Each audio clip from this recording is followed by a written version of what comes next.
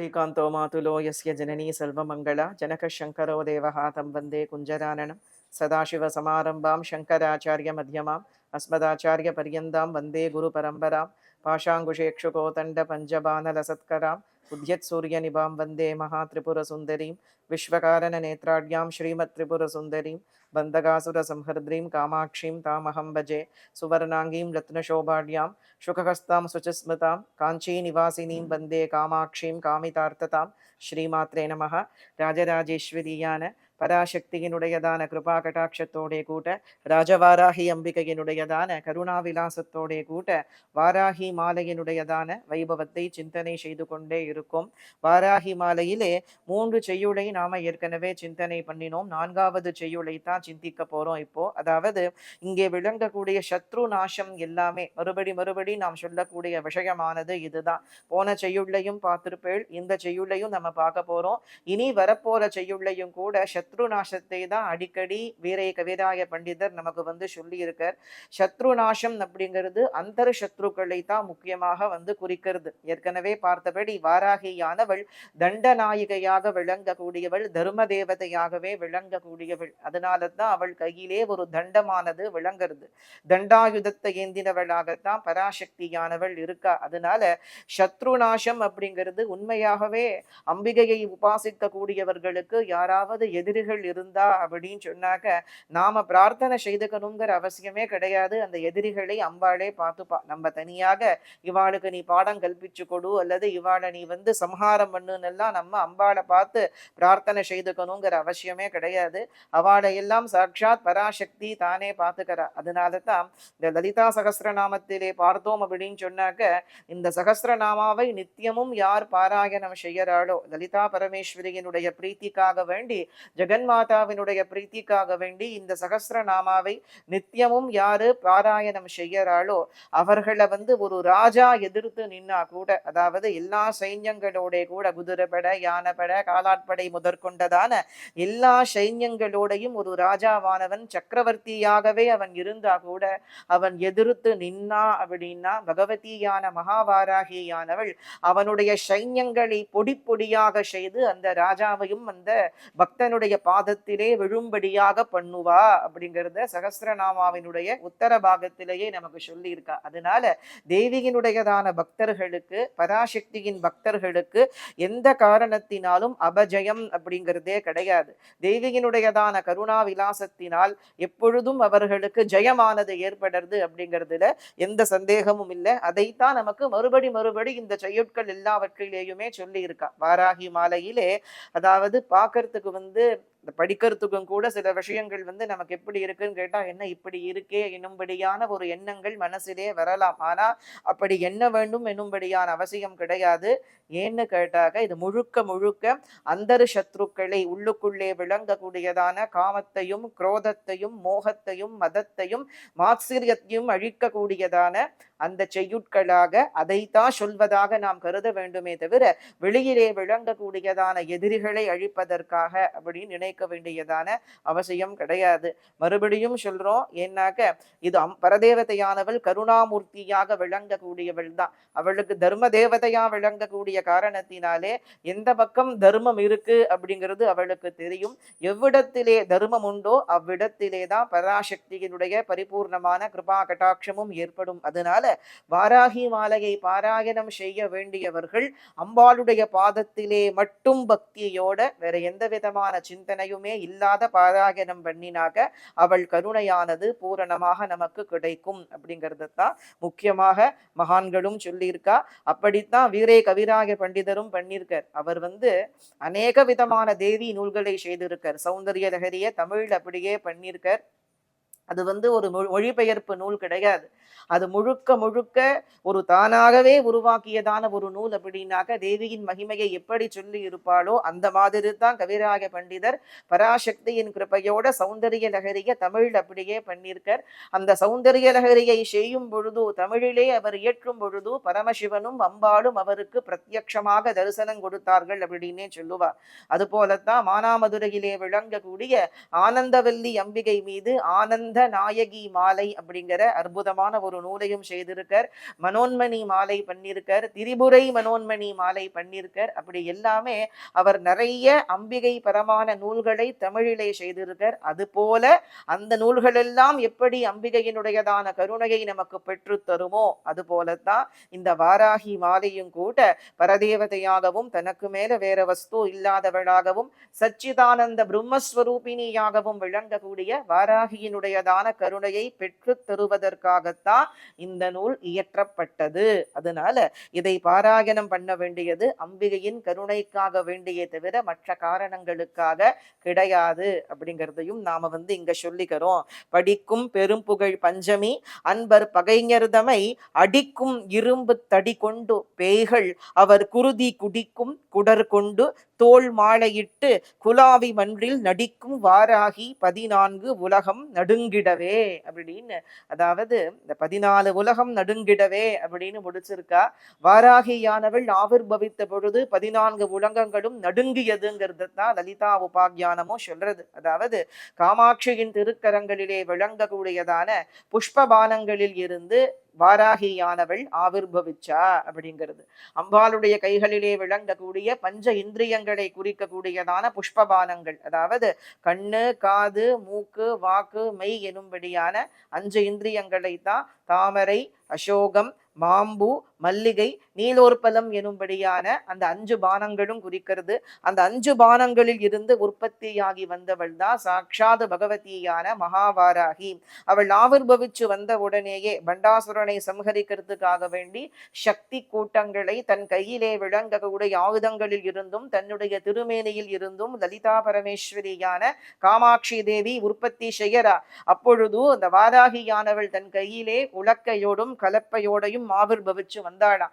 அப்படி ஆவிர்பவிச்சு வந்த உடனேயே தேவர்கள் எல்லாம் காத தூரம் ஓடி போய் தேவியினுடைய திருமேனியை கண்டு பயந்து அவள் பராக்கிரமத்தை கண்டு நடுங்கி காத தூரம் ஓடி போகி 12 நாமங்களாலே பகவதியை துதித்தார்கள். பஞ்சமி தண்டநாதா சங்கேதா சமயேஸ்வரின்னு 12 நாமங்கள் இருக்கல்லவா, அந்த 12 நாமங்களாலே பக்தியோடு அம்பிகையை தோத்திரம் செய்து அம்பிகே இந்த பண்டாசுரனாலே ஏற்படக்கூடியதான அட்டகாசத்தையும் அவனுடையதான சோதரர்களான விஷுக்கிரனாலையும் விஷங்கனாலையும் ஏற்படக்கூடிய உத்பாதங்களையும் நீக்கி எங்களுக்கு மங்களத்தை உண்டு பண்ண வேண்டும் அம்மா அப்படின்னு என்ன பண்ணினான்னா, தேவர்கள் எல்லோரும் தண்டாகாரமாக பகவதியின் பாதார விந்தங்களிலே மகாவாராகியின் பாதார விந்தங்களிலே விழுந்து வணங்கி போற்றினார்கள்ங்கிறது லலிதா உபாக்கியானம். அப்பொழுது அம்பிகையும் கூட கவலை கொள்ள வேண்டாம், இந்த விஷுக்கிரனை ஒரு க்ஷணத்திலே சம்ஹாரம் செய்து உங்களுக்கெல்லாம் மங்களத்தை உண்டு செய்யறேன்னு அம்பிகை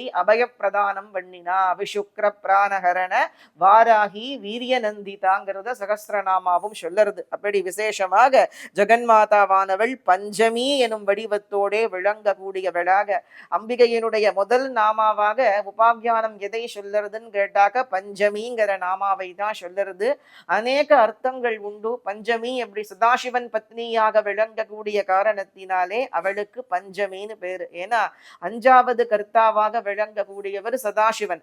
பிரம்மா சிருஷ்டி கர்த்தா, விஷ்ணு ரட்சிக்க கூடியதான கர்த்தா, ருத்ரமூர்த்தி சம்ஹார கர்த்தா, ஈஸ்வரன் மாயையினாலே உலகை மயக்க கூடியதான திரோபாவ கர்த்தாவாக விளங்கக்கூடியதான ஈஸ்வரனே 4வது கர்த்தா, சதாசிவனே 5வது கர்த்தா.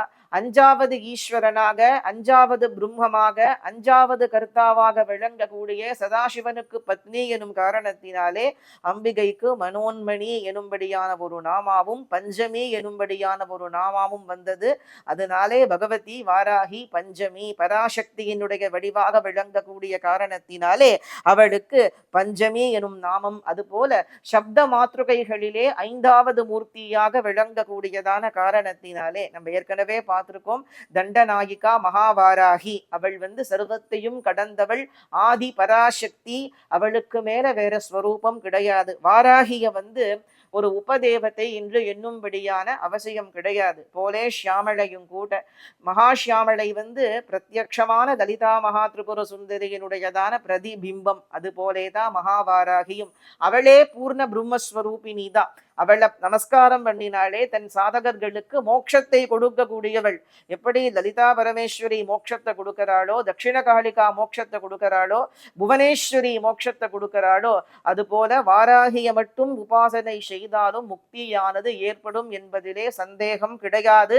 அவள் மகாவித்யா ஸ்வரூபிணியே. எப்படி மற்ற தேவி மூர்த்தங்களை மகாவித்யைன்னு நாம சொல்றோமோ, அது போல சாட்சாத் பகவதி மகாவாராகியும் கூட மகாவித்யா ஸ்வரூபிணியாக விளங்கக்கூடியவள். ஏன்னா மோட்சத்தை கொடுக்கக்கூடிய மூர்த்தியானவள். அதனால தான் அவள் மகிமையை கிரந்தங்கள் விசேஷமாக நமக்கு சொல்லியிருக்கு. அப்படிங்கிறது பஞ்சமி, அதாவது அஞ்சாவது கருத்தாவாக விளங்கக்கூடியவள்.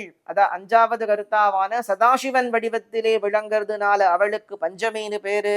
சதாசிவன் பத்னியாக விளங்கக்கூடிய மனோன்மணியாக விளங்குவதனாலும் அவளுக்கு பஞ்சமின்னு பெயர். வாராகியையும் மனோன்மணியையும் நீங்க ஒண்ணுன்னு சொல்றேளே, என்ன பிரமாணம் நீங்க சொல்றேன்னு கேட்டாக்க, அஞ்சாவது செய்யுள்ளையே வாராகிய மனோன்மணியார் தான் கவிராக பண்டிதர் சொல்லியிருக்கார். பரமசிவனோட கூட்ட பிரியாது விளங்கக்கூடிய மனோன்மணியும் வாராகியின் வடிவமே அப்படிங்கிறது தான் நமக்கு கவிராய பண்டிதர் சொல்லியிருக்கார். அந்த காரணத்தினாலே அவளே மனோன்மணியாகவும் பார்வதியாகவும் இருக்கா, அவளேதான் திரிபுர சுந்தரியாகவும் இருக்காங்கிறதுல எந்த சந்தேகமும் கிடையாது. மூக்க பஞ்சசதியிலே காமாட்சியத்தான் வாராகியா சொல்லியிருக்கா. காமாட்சியினுடைய ஸ்வரூபமாகவே தான் வாராகியாக சொல்லியிருக்கா.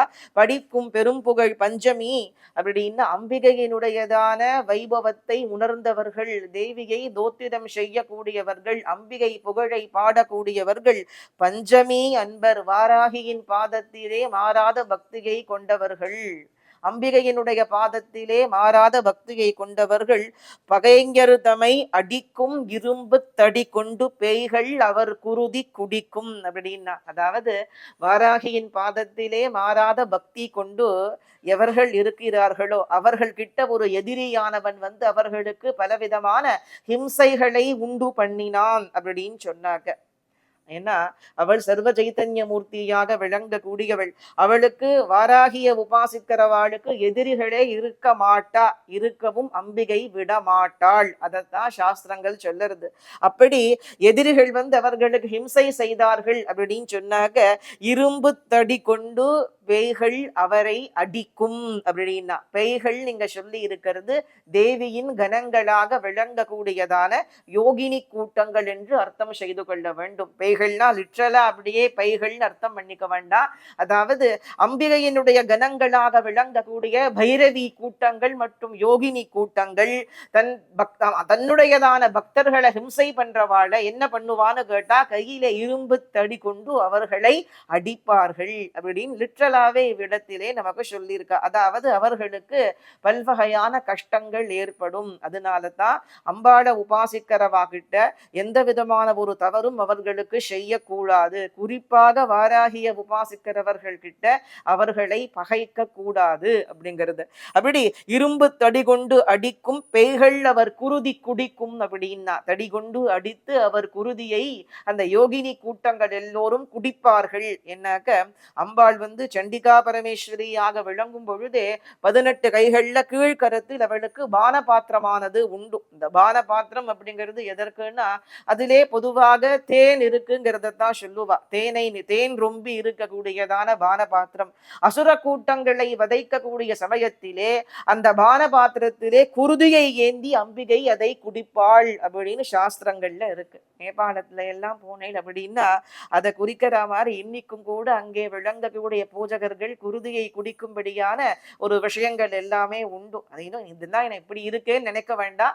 ஒவ்வொரு தேசத்தினுடைய சம்பிரதாயங்களும் ஒவ்வொரு விதமாக விளங்கக்கூடியதாக இருக்கு. அதுபோலத்தான் துஷ்ட நிகிரகம் பண்ணும் பொழுது பகவதியானவள் ரக்தபானத்தை பண்ணக்கூடியவளாக இருக்கா. அது போலத்தான் இங்கேயும் கூட யோகினி கூட்டங்களும் தேவியினுடைய பைரவி கூட்டங்களும் தனக்கு தேவியாக விளங்கக்கூடிய வாராகியின் பக்தர்களை பராசக்தியினுடைய பக்தர்களுக்கு ஒரு ஹிம்சையை செய்யும் பொழுது அவர்கள் என்ன செய்யறான்னு கேட்டாக்க, எவன் ஹிம்சை செய்யறானோ அவனை அடித்து அவன் குருதியை கொடுக்கிறார்கள். அப்படி என்ன பண்ணியிருக்கான்னு கேட்டாக்க, அந்த எதிரி கூட்டத்தினுடையதான வயிற்றை பிளந்து அங்கே விளங்கக்கூடியதான அப்படி குடலை எடுத்து தன் கழுத்திலே மாலையாக போட்டு கொண்டு குடறு கொண்டு தோல் மாலையிட்டு குலவி மன்றில் நடிக்கும் வாராகி 14 உலகம் நடுங்கிடவே, 14 உலகமும் நடுங்கும்படியாக அம்பிகையானவள் தன் பக்தனை எதிர்க்கக்கூடியவனை அழித்து தன் பக்தனை ரட்சிப்பாள். முழுக்க இதை அழிக்கக்கூடியதான விஷயம்னு பார்க்க வேண்டிய அவசியம் கிடையாது. அம்பிகையினுடையதான கருணையாக இதை பார்க்க வேண்டும். தன் பக்தனை எப்படியும் பகவதியானவள் ரட்சிப்பாள் அப்படிங்கிறது தான் இங்க சொல்லியிருக்கா. என்னை நம்பினவரை நான் ஒரு பொழுதும் கைவிடுவதில்லை அப்படிங்கிறது தான் தேவியினுடைய வாக்கு. அம்பாள் வாக்கு என்னன்னு கேட்டாக்க, என்னை நம்பினவனை நான் ஒரு பொழுதும் கைவிடுவது இல்லை. அவளை நம்பினவாளை என்னைக்கும் அந்த பராசக்தியானவள் கைவிடுறது கிடையாது. இதை எப்படி எடுத்துக்க வேண்டியது அப்படின்னு கேட்டாக்க, மனதிலே விளங்கி கொண்டு உள்ளுக்குள்ளே நம்முடையதான ஆன்மாவிற்கு பெருந்துன்பத்தை விளைவிக்க கூடியதான குரோதத்தையும் காமத்தையும் மதத்தையும் அழிக்கக்கூடிய மூர்த்தியாக வாராகி தானே விளங்குகின்றாள். ஏன்னா அவள் காரியமே அதுதான். வாராகியின் காரியம் என்ன? கண்ணு காது மூக்கு வாக்கு மெய் எனும்படியான 5 இந்திரியங்களையும் அடக்கி அம்பிகையினுடைய பாதத்திலே விழும்படியாக செய்வதுதான் அவளுடையதான ஒரு தொழிலே இல்லையா? ஏன்னா அந்த 5 இந்திரியங்களை குறிக்கக்கூடிய புஷ்பபானங்கள்ல இருந்து தானே வாராகியானவள் ஆவிர்பவிச்சு வந்திருக்கா. அந்த காரணத்தினாலே தான் இந்த செய்யுளும் கூட எதை சொல்லுறதுன்னு கேட்டாக்க, இந்திரிய நிகிரகத்தையும் மனோ நிகிரகத்தையும் தான் சொல்லுறது. அம்பிகையின் பாதத்தை பணிந்தாக்க இந்த மாதிரி துஷ்டத்தனமான எண்ணங்கள் எல்லாம் விலகி மனசு சாந்தத்தை அடையும், சத்வகுணமானது மேலோங்கும் அப்படிங்கிற விஷயத்தை தான் நமக்கு மறுபடியும் சொல்லியிருக்கா. ஒவ்வொரு செய்யுளுமே அதைத்தான் சொல்லுறது. இதை வெளியில பாக்குறதுக்கு அசுர சம்ஹாரம் மாதிரி துஷ்ட சம்ஹாரம் மாதிரி இருந்தா கூட உள்ளுக்குள்ள இருக்கக்கூடிய தாற்பயம் என்ன அப்படின்னு கேட்டாக்க, சத்வகுணத்தை வளர்ப்பதே, அதாவது மாயையை கடந்து அம்பிகையை உணரக்கூடியதான வழியை காட்டுவதேங்கிற எண்ணத்தோட இந்த வாராகி மாலையை தொடர்ந்து நாமும் படிப்போம். படிக்கும் பெரும் புகழ் பஞ்சமி அன்பர் பகைஞர்தமை அடிக்கும் இரும்பு தடி கொண்டு பேய்கள் அவர் குருதி குடிக்கும் குடர் கொண்டு தோல் மாலையிட்டு குலாவி மன்றில் நடிக்கும் வாராகி 14 உலகம் நடுங்கிடவே அப்படின்னு பகவதியினுடைய பெருமையை இங்க கவிராக பண்டிதரை சொல்லி இருக்க, நாமும் அவள் பெருமையை உணர்ந்து அவள் பாதார விந்தத்தையே சரணாகதி பண்ணுவோம். நம் எல்லோரையும் எப்பொழுதும் ராஜவாராகியான பகவதி ஞானவள் ரட்சிக்க வேண்டும் அப்படின்னு அவள் திருப்பாதத்தை பிரார்த்தனை செய்துகிறோம். சர்வ மங்கள மாங்கல்யே சிவே சர்வார்த்த சாதிகே சரண்யே திரையம்பகே கௌரி நாராயணி நமோஸ்துதே. ஸ்ரீ மாத்ரே நமஹ. காமாட்சி சரணம். காமாட்சி காமாட்சி.